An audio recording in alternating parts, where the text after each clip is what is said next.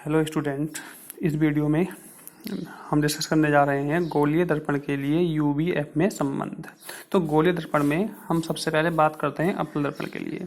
तो अवतल दर्पण के लिए यूवीएफ में संबंध, तो इसमें है हमारे पास, इसकी हम लैंग्वेज की बात करते हैं तो लैंग्वेज में हमारे पास है थोड़ा सा कि माना M1 M2 एक अवतल दर्पण है जिसका बिंदु P ध्रुव है, F फोकस है, C वक्रता केंद्र है, P ध्रुव, F मुख्य फोकस और C है इसका वक्रता केंद्र। अब है इसमें हमारे पास कि इसकी मुख्य अक्ष की किसी बिंदु पर कोई वस्तु O डैश स्थित है। इसकी मुख्य अक्ष के किसी बिंदु पर कोई वस्तु O डैश स्थित है और वस्तु के बिंदु O डैश से मुख्य अक्ष के समांतर चलने वाली किरण O डैश ए दर्पण के बिंदु A से टकराकर दर्पण के मुख्य फोकस F से होकर परावर्तित हो जाती है तथा दूसरी किरण O डैश बी जो दर्पण के वक्रता केंद्र से होकर जाती है और परावर्तन के बाद इसी मार्ग से वापस लौट जाती है। यानी कि O डैश ए दर्पण के बिंदु A से टकराकर F से होकर जाती है तथा O डैश बी दर्पण के बिंदु B से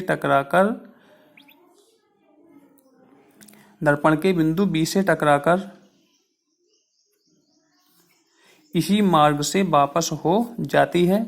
इसके बाद ये दोनों परावर्तित किरणें बिंदु I डैश पर एक दूसरे को प्रतिच्छेद करती हैं। तो इस वस्तु का जो प्रतिबिंब बनता है I डैश बनता है। इसके बाद हम बात करते हैं इसमें थोड़ा सा यह है, माना वस्तु O डैश की दर्पण के ध्रुव से दूरी PO है हमारे पास माइनस का U, यानी कि जो वस्तु की दूरी है वो है हमारे पास माइनस के U और प्रतिबिंब की जो दूरी है वो है हमारे पास माइनस के B और दर्पण की वक्रता त्रिज्या यानी कि PC की वैल्यू है हमारे पास माइनस के R तथा दर्पण की फोकस दूरी यानी कि PF है हमारे पास माइनस के F। ये सब जो दूरियां आई हैं ये माइनस चिन्ह के साथ आई हैं क्योंकि ये सब दूरियां जो मापी गई हैं, ये जो दूरियां मापी गई हैं ये दूरियां मूल बिंदु से बाईं ओर मापी गई हैं, यानी कि ध्रुव से बाईं ओर मापी गई हैं। इस वजह से ये जो दूरियां हैं ये सब दूरियां आई हैं निगेटिव चिन्ह के साथ। थोड़ा सा ये है, यानी कि हम देख रहे हैं यहाँ पर कि P है हमारे पास ध्रुव और बिंदु P जो होता है वो होता है हमारे पास मूल बिंदु और P से O तक की दूरी ये है हमारे पास x अक्ष की ऋणात्मक दिशा में। इस वजह से ये दूरी आई है हमारे पास माइनस के U। बात करते हैं PC होती है हमारे पास वक्रता त्रिज्या, ये आई है हमारे पास माइनस के R। इसके बाद प्रतिबिंब की दूरी है PI, ये है हमारे पास माइनस के B। इसके बाद हम बात करते हैं यहाँ पर PF यानी कि दर्पण की फोकस दूरी, ये आई है हमारे पास माइनस के F। इसके बाद हम बात करते हैं इसमें त्रिभुज O डैश C और त्रिभुज I डैश C में। इसमें हम देख रहे हैं कि एंगल O और एंगल I आपस में है इक्वल, क्योंकि एंगल O भी 90 डिग्री का है और एंगल I भी हमारे पास 90 डिग्री का है। इसके बाद एंगल OC डैश और एंगल IC डैश ये भी आपस में इक्वल हैं, क्योंकि ये है हमारे पास शीर्षाभिमुख एंगल और शीर्षाभिमुख एंगल होते हैं आपस में इक्वल। तो इस बेस पर हम कह सकते हैं कि त्रिभुज O डैश C समरूप है त्रिभुज I डैश C के। जब ये समरूप है तो हम इसमें लगाएंगे यहाँ पर समरूपता की प्रमेय। समरूपता की प्रमेय के अनुसार हमारे पास आया है यहाँ पर O dash upon I dash equal है CO अपॉन IC के इक्वल। इसी प्रकार त्रिभुज आई डैश एफ और त्रिभुज ANF में हम देख रहे हैं कि ये जो एंगल है I यानी कि I डैश IF इक्वल है ANF के, क्योंकि हमारे पास ये एंगल भी 90 डिग्री का है और ये एंगल भी 90 डिग्री का है। अब बात करते हैं हम इसकी IF I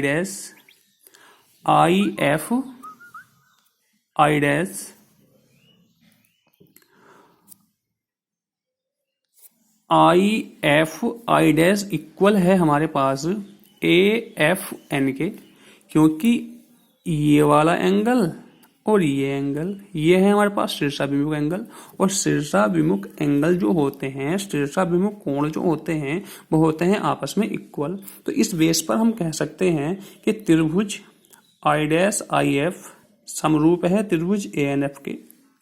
जब ये त्रिभुज आपस में समरूप हैं तो समरूपता की प्रमेय के अनुसार हम इसमें शो कर सकते हैं कि NA upon I dash equal है हमारे पास NF अपॉन FI के।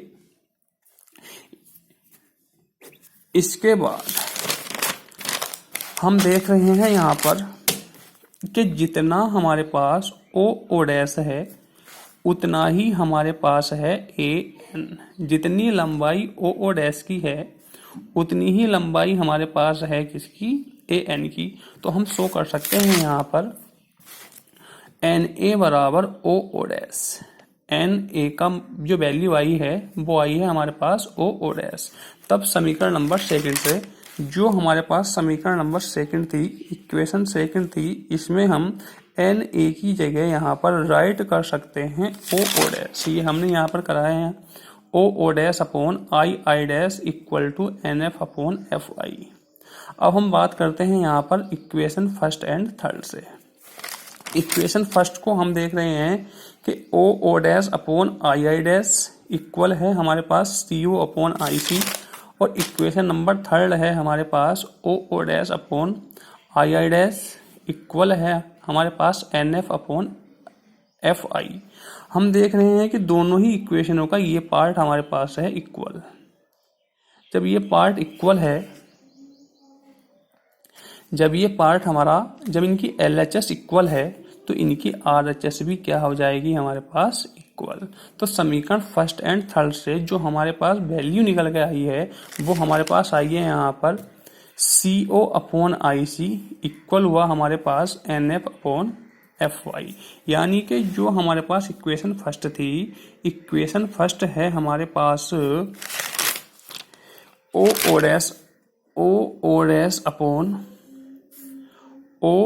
Dash upon I dash equal to CO upon IC। हम देख रहे हैं कि ये और ये आपस में है इक्वल। जब ये आपस में इक्वल हैं तो NF अपॉन FI या CO अपॉन IC इक्वल होगा हमारे पास NF अपॉन FI के। हमने इसको कहा इक्वेशन नंबर 4। अब हमने मान लिया कि माना बिंदु A दर्पण के ध्रुव P के बहुत समीप है, यानी कि ये जो बिंदु A ये वहां ना होके P के बहुत नजदीक है। तो जब ये बिंदु P के बहुत नजदीक आ जाएगा तो उस स्थिति में NF की जो वैल्यू होगी वो लगभग होगी PF के इक्वल। यानी कि जो NF होगा, जो हमारे पास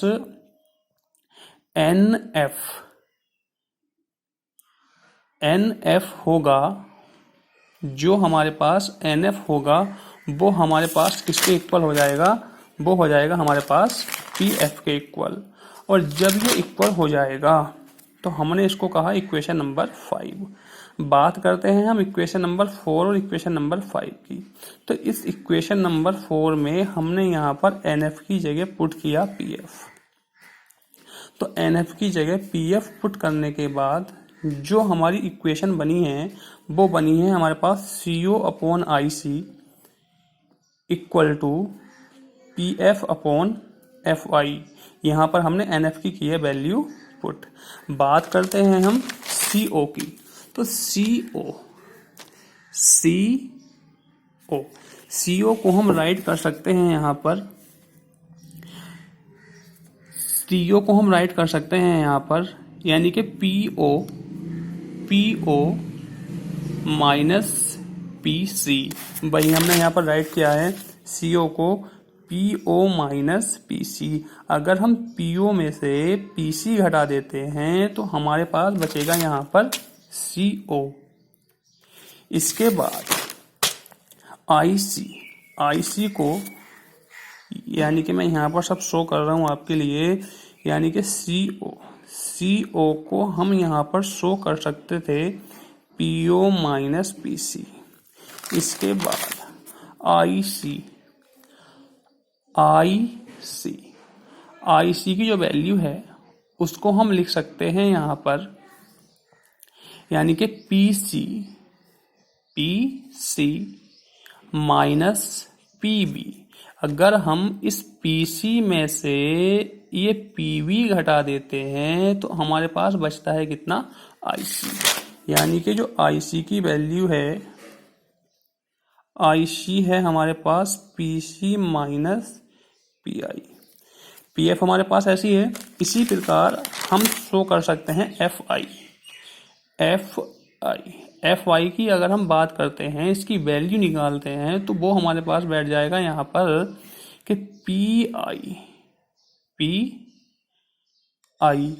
पी आई में से यदि हम पी एफ को घटा देते हैं तो हमारे पास वैल्यू निकलती है यहाँ पर किसकी, एफ आई की। तो एफ आई को हम शो कर सकते हैं यहाँ पर P I minus P F. ये सब वैल्यू हमारे पास हमने इस प्रकार से व्यवस्थित कर ली है। और करने के बाद यानी कि सीओ की जगह हम शो कर सकते हैं P O minus P C, और आई सी की जगह हम शो कर सकते हैं यहाँ पर P C minus P I, और एफ आई की जगह यहाँ पर हम शो कर सकते हैं P I minus P F. अब समीकरण नंबर ए, ये मैंने लेट की थी समीकरण नंबर ए।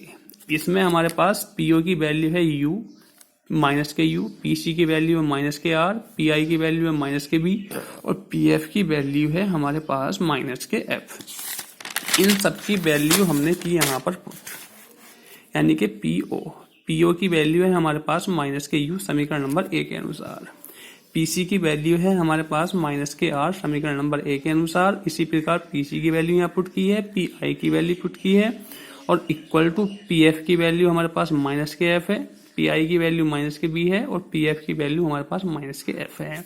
इसके बाद हमने किया ये सोल्व करने के बाद हम देख रहे हैं ये माइनस और ये माइनस प्लस हो जाएगा, ये माइनस प्लस हो जाएगा, और ये माइनस हो जाएगा हमारे पास प्लस।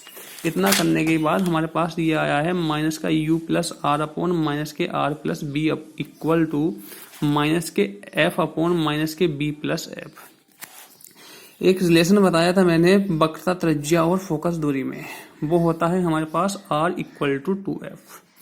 अब हम r की जगह यहाँ पर पुट कर सकते हैं 2f। हमने यहाँ पर r की जगह पुट किया है 2f, तो r की जगह 2f पुट करने के बाद हमारे पास जो बना है वो हमारे पास आया है यहाँ पर माइनस के u plus 2f upon minus के 2f प्लस बी, यानी कि हमने किया है यहाँ पर r की वैल्यू पुट, और इक्वल टू चल रहा है हमारे पास माइनस के f अपॉन माइनस के b प्लस एफ।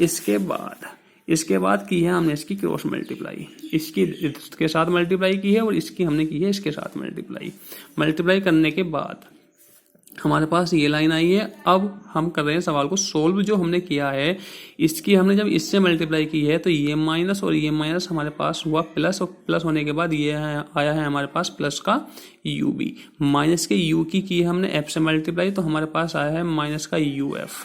अब 2f की हमने की है माइनस के बी से मल्टीप्लाई, तो हमारे पास आया है माइनस का 2bf, और 2f की जब हमने f से मल्टीप्लाई की है तो हमारे पास आया है यहाँ पर 2f स्क्वायर। इसके बाद माइनस के f की हमने की है प्लस के 2f से माइनस के 2f से मल्टीप्लाई, तो माइनस और माइनस हमारे पास हुआ प्लस, और ये हुआ हमारे पास 2f स्क्वायर। माइनस और माइनस सॉरी माइनस और प्लस, ये हुआ हमारे पास माइनस और एफ की हमने की बी से मल्टीप्लाई, तो हमारे पास आया ये एफ बी। इसके बाद हम देख रहे हैं 2f स्क्वायर से हमारा कट हुआ 2f स्क्वायर। जो बचता है वो हमारे पास बचा है यहाँ पर ub minus uf minus 2bf, और ये bf इधर आके हुआ हमारे पास प्लस का।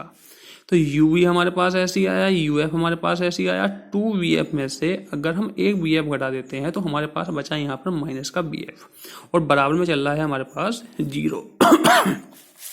इसके बाद इन दोनों